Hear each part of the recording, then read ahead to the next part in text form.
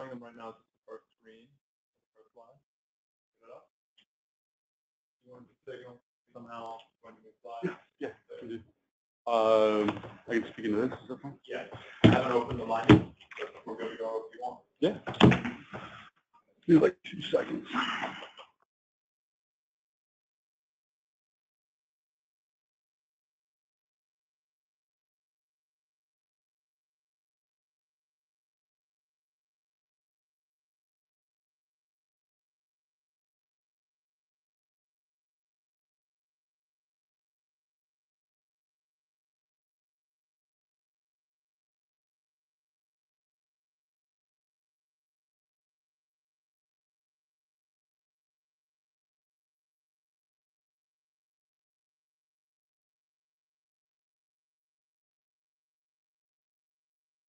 Hello, good afternoon, and welcome to Advocacy 101 for Cooperative Developers. We'll begin our webinar shortly. We're waiting on a few more participants to join.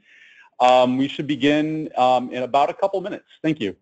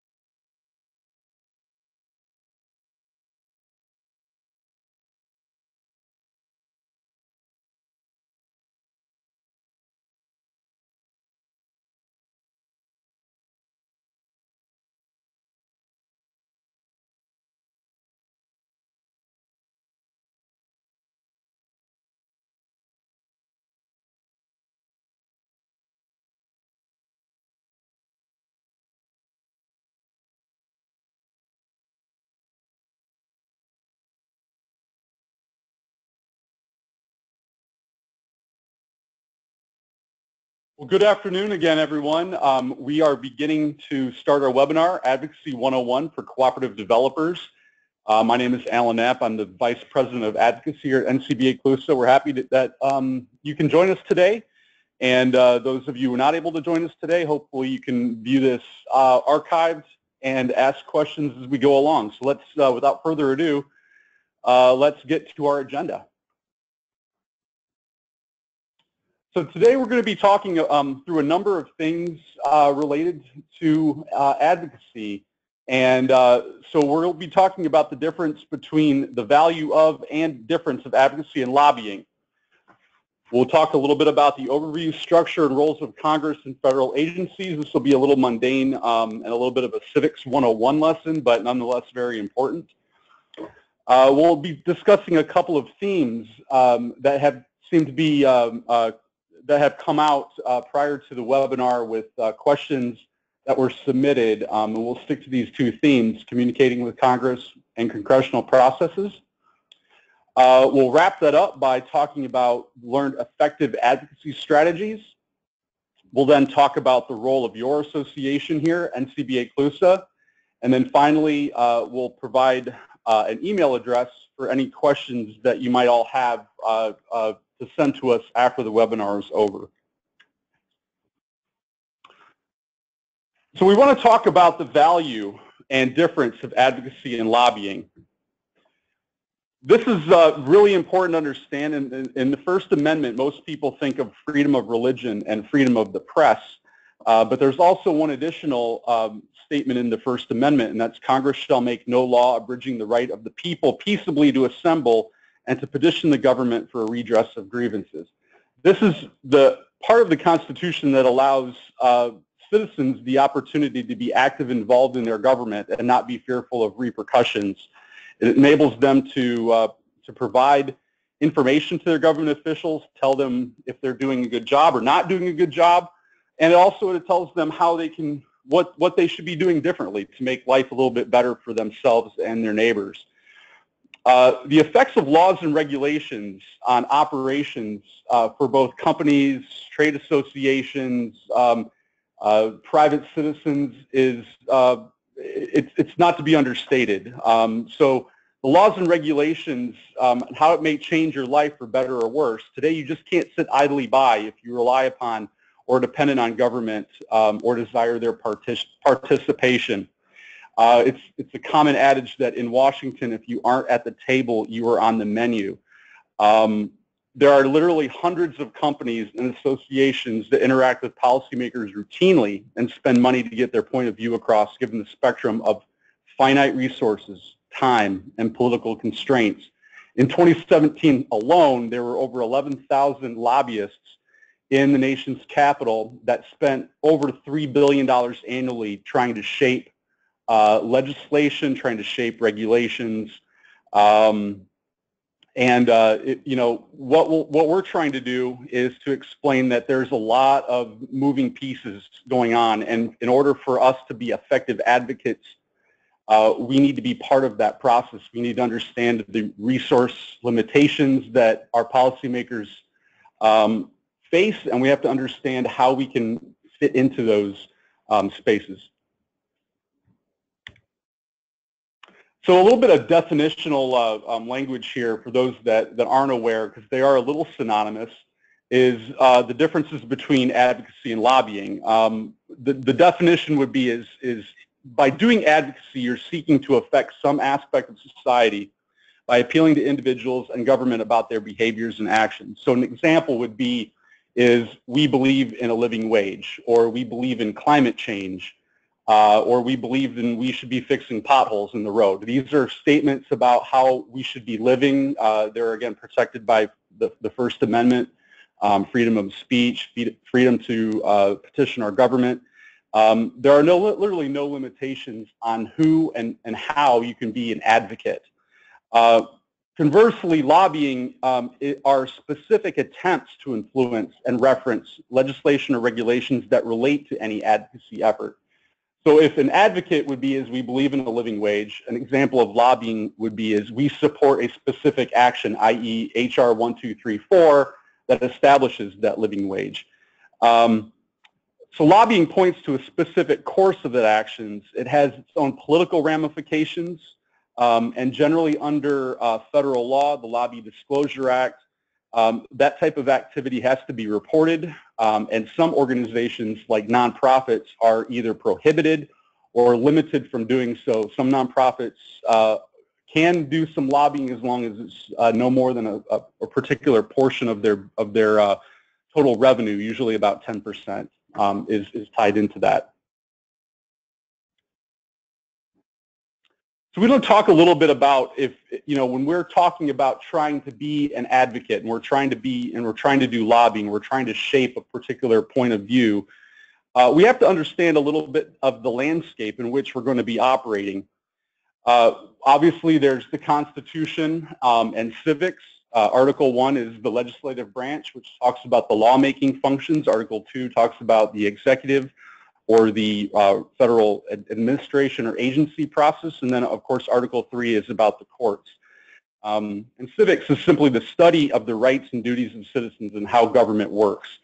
In order for us to be effective advocates or lobbyists, we need to have at least a basic understanding of this structure and the processes that guide the policymaking and that dictate lawmaking.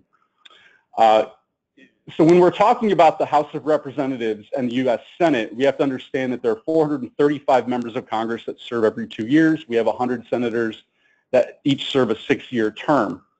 In the House of Representatives, we have a total of 21 standing committees and 1 select committee with a total of 102 subcommittees. In the Senate, we have 17 standing or permanent committees, 3 select committees, and 69 subcommittees. And then the House and Senate both join in 4 different joint committees. All of this work is done in the U.S. Capitol buildings, and in the Senate it's done in the Russell building, the Dirksen building, and the Hart building. In the House it's done in the Rayburn, the Longworth, and the Cannon building. And many, many district offices throughout states and districts in America is where the work gets done. We have to understand that the Senate and the House select their own leadership. Leadership determines who sets the calendars. Leadership determines priorities for when legislation is going to be brought up, how it is to be heard, how it is to be debated, and how it is to be voted on. Jurisdiction is really the run of the show, and it's really key to how policy issues are broken down. And then really what we have to understand is when an issue is brought up, it is sent to one of these various committees. It's sent to various subcommittees, and that's simply how the bills are processed. In terms of how if we can go back a little bit with a quick civics lesson on how a bill becomes a law or how a policy becomes the law of the land, bills are generally introduced. They're debated by a committee. They're voted on by a committee. They go to the full House, they go to the full Senate floor, they have to be voted on in identical fashion, and then they have to be sent to the President for signature. Shortly after signature, the agencies then will go in and try to interpret what the legislation was. They'll do that through both written regulations, or if it's spending, they'll talk about notice of funding availability, and that's really how the work gets done. So in a very, very simplistic form. And of course, all of that is subject to judicial review, and a lot of these processes can be bogged down, and the very simplistic form I gave you is not oftentimes how things really work in Washington, but that's the process that our founding fathers created. So along the policy-making journey, or for when a bill becomes a law or a regulation becomes enacted, a number of individuals may handle an issue along the way, similar to that of an assembly line. So I'm going to briefly talk a little bit about the overview, structure, and roles of Congress here, based on the various types of staff that they have. Before I do that, it's important to mention how the House and Senate gets their funding and why that matters. Along the lines of time and attention for a particular issue, for focus on an issue. So briefly, the House of Representatives gets is capped at the number of people that can serve at any given time. Usually, I think the number is 21. So the House can have no more than 21 paid employees at any given time. The Senate, however, does not have that restriction. Each member of Congress is given a particular budget based upon the size of their district, their distance from the Capitol, and the size of that budget dictates how much they can pay their staff and provide other resources. The Senate simply does not have that requirement. It's not uncommon for you to go into a House office and have very, very few staff to talk with. When you go to a Senate office, you have generally a staff person that is responsible for only one specific issue, where that same House member might be handling that issue and a handful of others. So it does have a lot to do with the amount of time and attention and the understanding that someone might have over the issue that you're trying to communicate with them. Briefly, we'll walk through some of the staff titles and responsibilities, also knowing that staff have become increasingly turned to in obviously very many recent years because of specialization, complexity issues, growth of the population. Members of Congress and the Senate simply just don't have enough time to handle all of these. They really rely on their staff to do a lot of this work. And so when you often will engage in lobbying or advocacy, you will often come across a staff member who will convey that message to their boss. In order to do so, you should probably understand each of the different titles and what they do.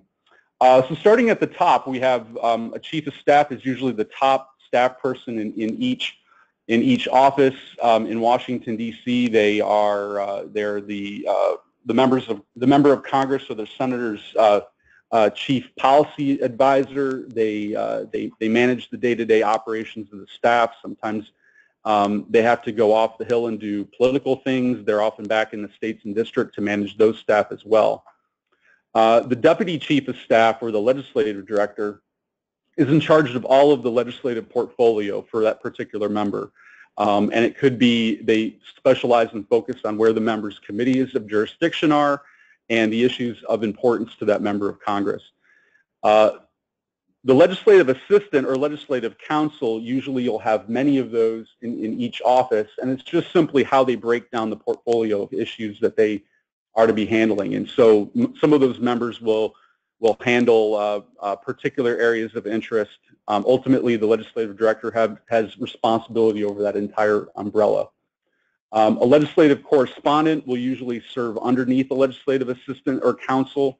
They'll be responsible for drafting certain policy positions or responding to constituent communications. The press secretary or communications director in an office is responsible for the member's official position or statements that they want to try to get out to the media or to the public at large. The scheduler or executive assistant in Washington D.C. Is in charge of where the member is to be, where they're supposed to go. The meetings that you're trying to set up with them, you'll usually work through a scheduler or executive assistant. In addition to the D.C. Staff, you're also going to encounter several district offices as well. The district director is similar to the chief of staff, but they cover all of the staff that work in and around the district.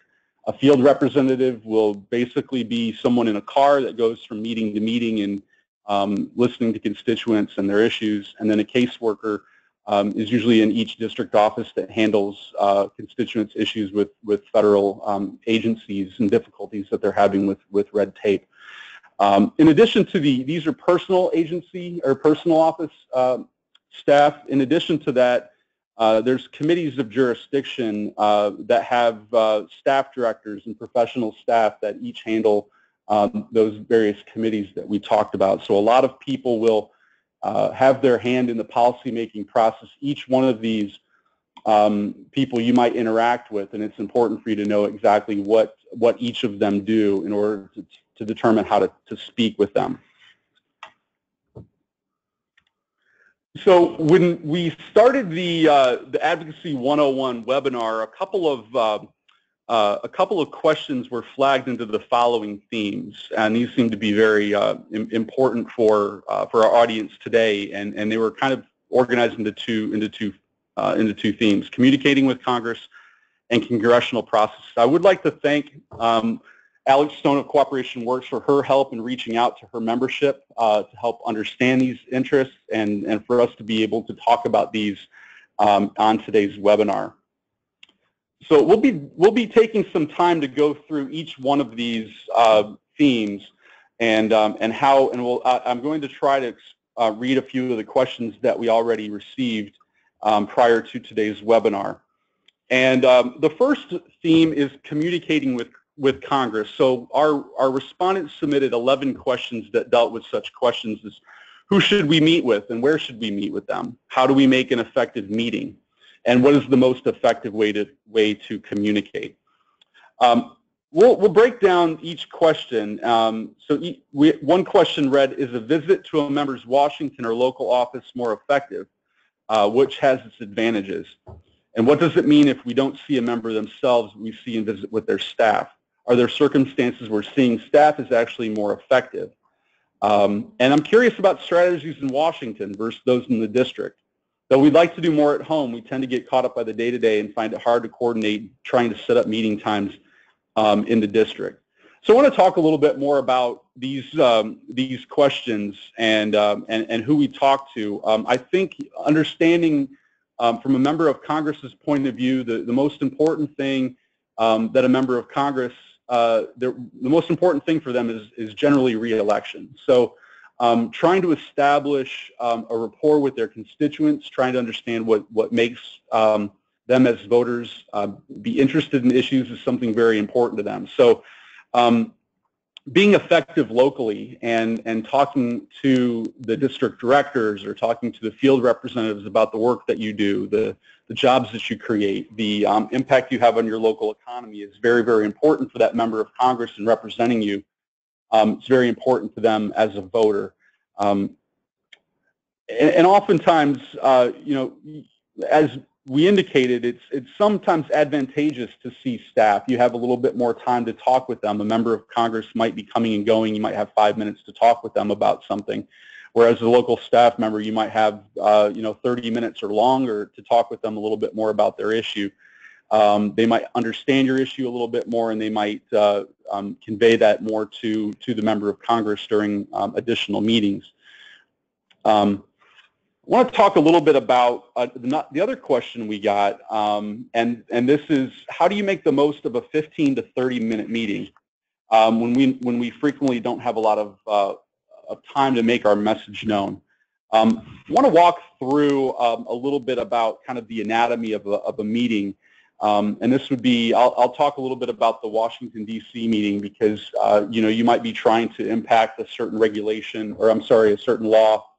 And you need to know how to be succinct in this. Knowing that members of Congress, you're competing with their attention in an ever-increasing digital world and information world, you simply don't have a lot of time. So you need to come in, and some of the strategies here that you can impart are, you need to plan your visit carefully. You need to be clear about what it is you want to achieve. Determine in advance which member or committee staff that you need to meet with to achieve that purpose. Next, you need to make an appointment. Again, members of Congress will generally always meet with their own constituents. Oftentimes members will meet with non-constituents. They will prefer that you meet with your own elected official and talk about that. But again, when you make an appointment and you're trying to you have to decide if you want to meet with the member themselves, so you would schedule a meeting with their executive assistant or their scheduler. If it's something that you want to speak directly to the legislative assistant or the legislative director who is responsible for the portfolio of issue that you're trying to address, you would simply identify that person and you would contact them directly. When you get to the appointment, to be prompt and be patient. It's not uncommon for members of Congress or staff to be late or having a meeting interrupted due to a crowded schedule. If interruptions do occur, you just simply be flexible. And when the opportunity presents itself, continue your meeting. If the member has to step out, you might have to continue that meeting with the member's staff. Come prepared. Whenever possible, bring to the meeting information and materials that support your position. Members are required to take positions on many different issues. In some instances, a member may lack important details about the pros and cons of a particular matter.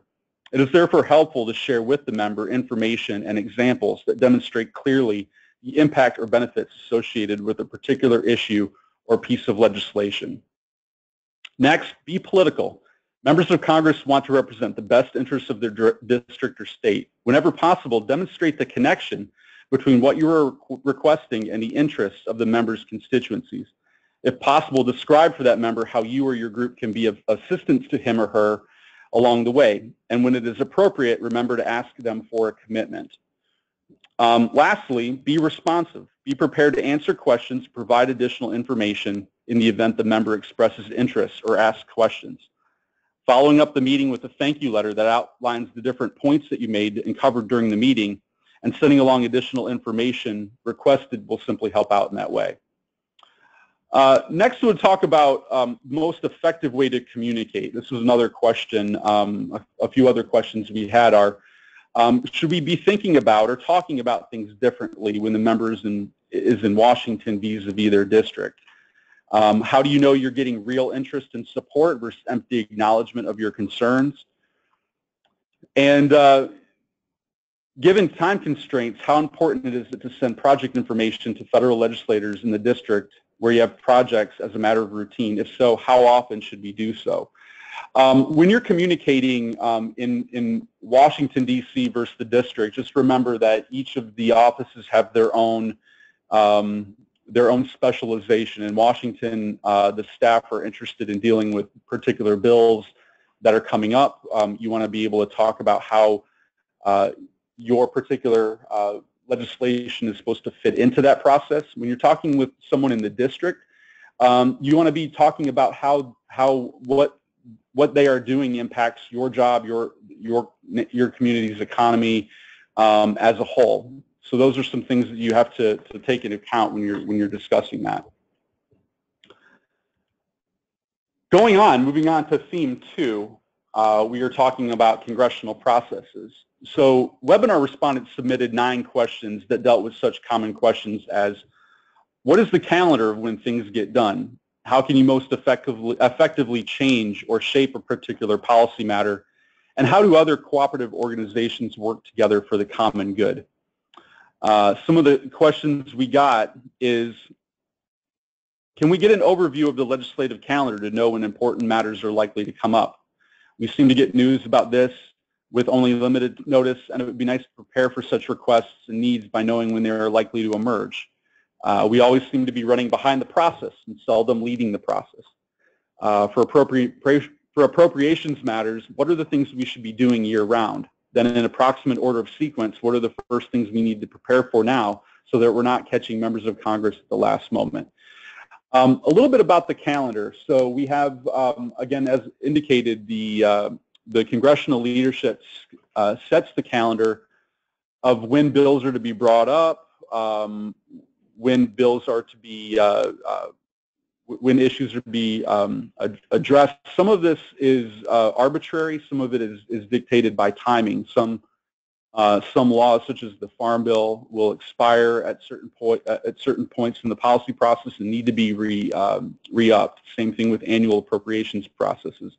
Knowing the calendar on when those are to be coming down are important to know when to be active in each one of those steps of the policy process. And we can, at NCBA CLUSA, can certainly provide a lot of that information, and we have, in terms of when to be active, when to be involved. Oftentimes there are limited time frames in which to turn, in which information needs to be turned around quickly. Some of that can be avoided, some of that can't. But generally, there is a little bit of short notice given, but it's important to be planning ahead and thinking ahead as we work on that. We have a question: how can you most effectively change or shape a particular policy matter? We had questions submitted, that is, what is the most effective way to introduce the idea of multiple-year rural cooperative development grant awards? What will it take to get an increase in rural cooperative development grant funding, or to get USDA to devote a meaningful amount of increased funds to go to increased maximum grant awards? Are there specific strategies to be most effective when there's an important bill we are advocating for, such as specific ways to word things, ways to send messages?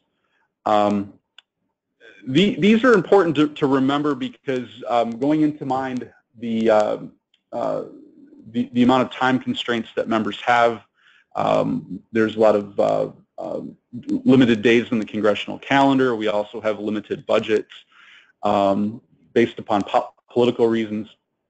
When we are talking about how to impact change in a particular policy matter, it's important to come with those types of ideas in mind. I think a lot of times having data, having examples, having relationships prior to that is an important step in terms of how to get that to the attention of members of Congress for them to make changes. There's a lot of status quo that happens, but in order to make effective change or particular policy matter, you really have to explain the need and the impetus for making that change, and usually it's done through data or positive examples or some additional externality that could be attained by going a different way. And then lastly, how do other cooperative organizations work together for the common good? What does the interplay between the work of NCBA, other national cooperative organizations, and individuals look like? And what does the interplay of CW and NCBA look like? And how do we all work together?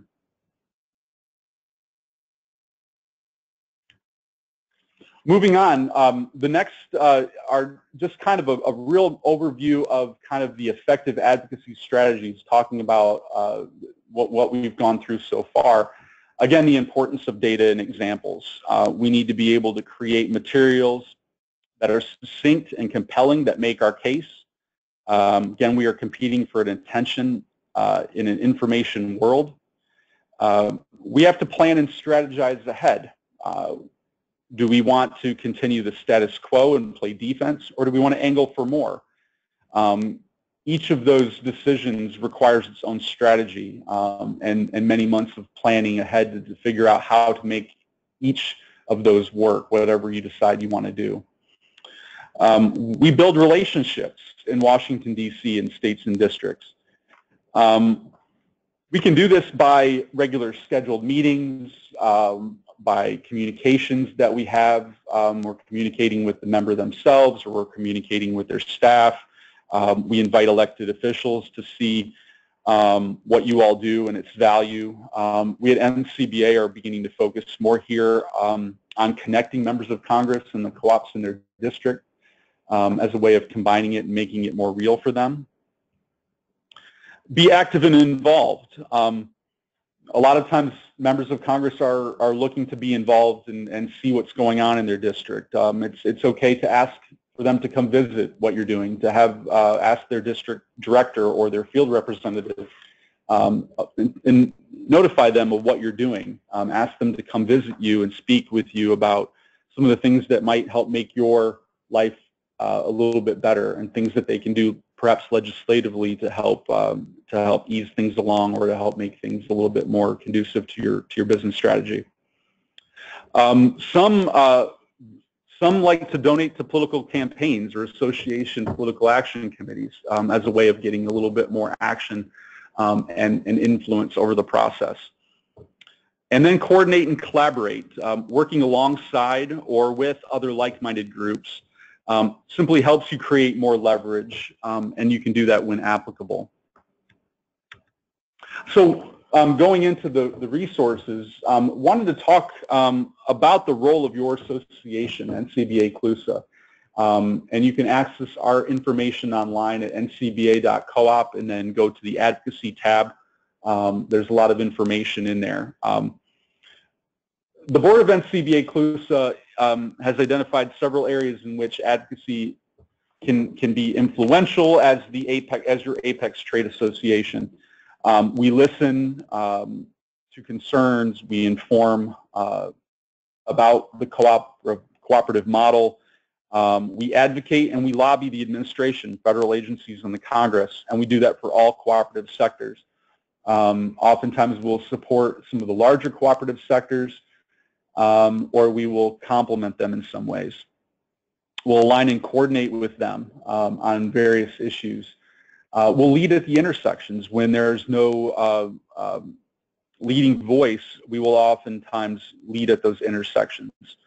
We continue to provide and cultivate data, examples, and stories throughout the country of the work that we're doing. And then we also will provide resources and help messaging to help you all make those arguments. A little bit more about the work that we put out, and that certainly will help you as you're always looking for resources to make your case known. We have updated policymaker guides that we put together throughout the course of the year, and we update when necessary. We message the who, what, why, and where of cooperatives. We talk about the various issues that we're involved with. We put out a transition guide for the new administrations, identifying who we are, what we do, and why they should care. We have a variety of state fact sheets which talk about both qualitative and quantitative data on co-ops at the state level. Better data is coming. We've been working on getting the co-op question into the economic census. We hope to get much more detailed cooperative data at both not only the state level, but hopefully to get down into more of a local county or congressional district level. Again, more data equals more attention from a member of Congress for them to you know, if we say that co-ops are providing a certain number of jobs or a certain part of the economy, then they're going to be more inclined to listen to us, to do what we're asking them to do. We provide policy fact sheets. So we, during the Farm Bill, and there's various aspects of the of co-ops in the Farm Bill that we provide information on. So we have a fact sheet on the Farm Bill. Annual rural cooperative development grants. We have information on that. These are all written from a to a Congressional Hill audience. So you can simply take these documents, submit them to your elected officials, and they'll know exactly how it's worded. We have information on our co-op resolution, HRS 561. And then we have the Main Street Employee Ownership Act, which was recently enacted into law. We have information on that as well. We put out various press releases and action items when there's a need for you to be involved. We are working on listening to those who are wanting to be more involved. We are looking at creating a cooperative action network as part of our new website, which will help identify and chronicle our relationships throughout the country with various offices, congressional offices and Senate, as well as information on that you all need to impart upon them. So we're able to both chronicle how we have relationships with them and how quickly we want to get information on a particular bill or an issue being voted on, and we convey our thoughts on that. We have platforms that help guide our work. So in Congress, we have created a bipartisan Congressional Cooperative Business Caucus. At the agency level, we've created the USDA Interagency Working Group on Cooperative Development. Both of these platforms really help guide our work. They align our work with the various actors. The Congressional Caucus aligns both Republicans and Democrats who have an issue interest in cooperative issues, and then we use the USDA Interagency Working Group to align federal agencies on common issues of importance to cooperatives. And then lastly, we are here for any questions that you don't know answers to or have a question about a particular process. So we encourage you to utilize our resources both on our website or by calling if you have particular questions or needing of guidance. Lastly, we ran through a number of questions that were submitted prior to today's webinar in discussing themes, and they really helped guide this process along the way. But if there are any other additional questions that emerge from the discussion, please feel free to send them to me or my research assistant, Greg Irving. Our email addresses are up here on the slide. Again, I'd like to thank you all for participating today and your continued interest and involvement. I'll leave you with this, is that we should always try to avoid apathy and be the change that you want to see in your world. Thank you and goodbye.